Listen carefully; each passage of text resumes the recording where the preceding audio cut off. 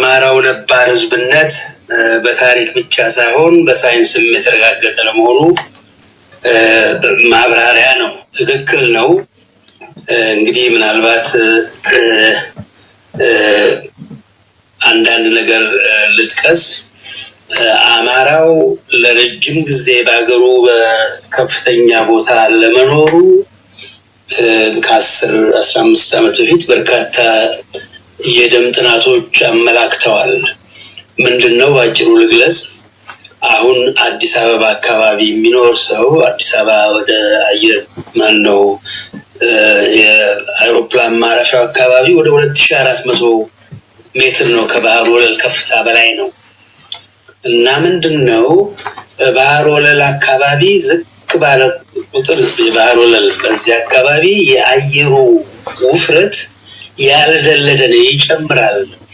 ጭቅጭቅ ያለ ነው፣ የተጨንተን ያለ አየሩ ወፍራም ነው እንበል።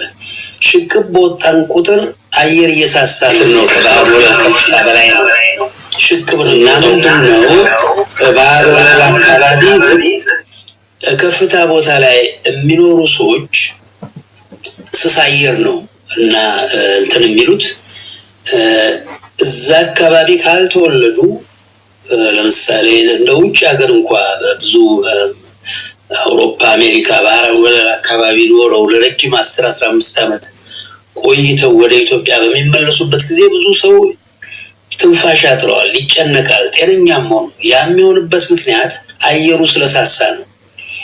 ያን ስስ አየር የምንከላከልበት መንገድ ምንድነው? ሯጮች የሚያደርጉት ያን ነው። ከአውሮፓ ከረባዳ ቦታ ወደ ኢትዮጵያ ወደ ኬንያ ጋራ ላይ 3 ወር ያህል ይቀመጣሉ እና ያ በሚሆንበት ጊዜ በ3 ወር ጊዜ ውስጥ የቀይ የደም እንትኖች ህዋሳት ሬድ ሴልስ የሚባሉት ቁጥራቸው ይጨምራል። አየሩ ሲሳሳ ያለ መቋቋም የሚያስችል ቁጥራቸው ይጨምራል፣ እስከ 3 ጊዜ ያህል ይጨምራል። እና ያ ነው እንግዲህ ለመቋቋም የሚያስችላቸው ያንን ከስስ አየር ሳይጨነቁ ሊመጉ የሚችሉት የቀዩ ሴል ቁጥር በርከት በሚልበት ጊዜ ነው። ቁጥሩ በርከት የሚችለው 3 ወር ያህል ጊዜ ይፈንትል ይላል። 3 ወር ያህል ጊዜ ይፈጃል። 100 ቀን ነው፣ 100 ቀን ያህል ነው። እንደ አጋጣሚ ደግሞ የነኛ የቀይ ሴሎች እድሜ ወደ 100 ቀን ነው እግዚአብሔር ነገር እና በየቀኑ 1% ከ1 ከመቶ ይሞታሉ፣ 1 ከመቶ ይወለዳል ማለት ነው ወጣት። እና ረባዳ ቦታ ላይ ማነው ከረባዳ ቦታ ሽቅብ በሚወጣበት ጊዜ የቀይ ሴል ቁጥር በመጨመር ነው ስሱን አየር ለመቋቋም የሚያስችለው። ያ ግን ጣጣም አለው። ምክንያቱም የደም የመጓጎል ባህሪ ሊፈጥር ይችላል ለረጅም ጊዜ እሳት አየር ውስጥ ከኖርን። አማሮች የተለየ ደም ነው ያላቸው። ያን በተመለከተ በበርካታ ቦታ እንደ ላቲን አሜሪካ ወደ 5000 ዓመት የኖሩ ሰዎች አሉ። የአማራውን ደም የላቸውም። የአማራውን ደም ያለው ምንድነው? ገርካ የሚባሉ ኔፓል ውስጥ የሚኖሩ ወደ 4 እና 5000 ሜትር ከባህር በላይ የሚኖሩ ሰዎች ብቻና አማሮች ናቸው ያን እንትን ያላቸው። ምንድነው መከላከያው ተብሎ ቢጠየቅ ማን ያመዘደኝ ምንድነው?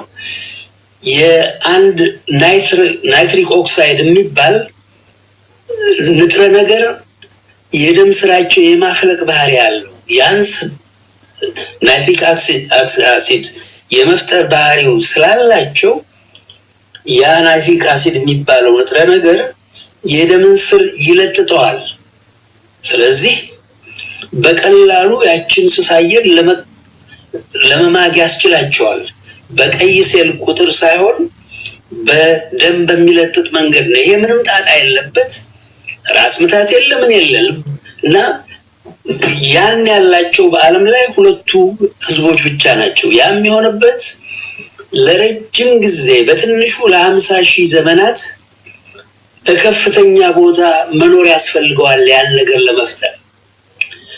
5000 ዓመት የኖሩ ከፍታ ቦታ ላይ የአንዲስ ማውንተን ላቲን አሜሪካ ውስጥ ደቡብ አሜሪካ ውስጥ ያሉ ሰዎች ያን ያላቸው የተቀመጡበት ጊዜ እሳት ሳየር ውስጥ አጭር ስለሆነ 25000 ዘመን ስለሆነ እና ሳይንሱ የሚያመለክተው አማራ በትንሹ ለ50000 ዘመናት ከፍታ ቦታ ላይ የኖረ ለመሆኑ ነው። ታሪክ ብቻ ሳይሆን ሳይንሱም ይሄን የሚያመለክት ነው።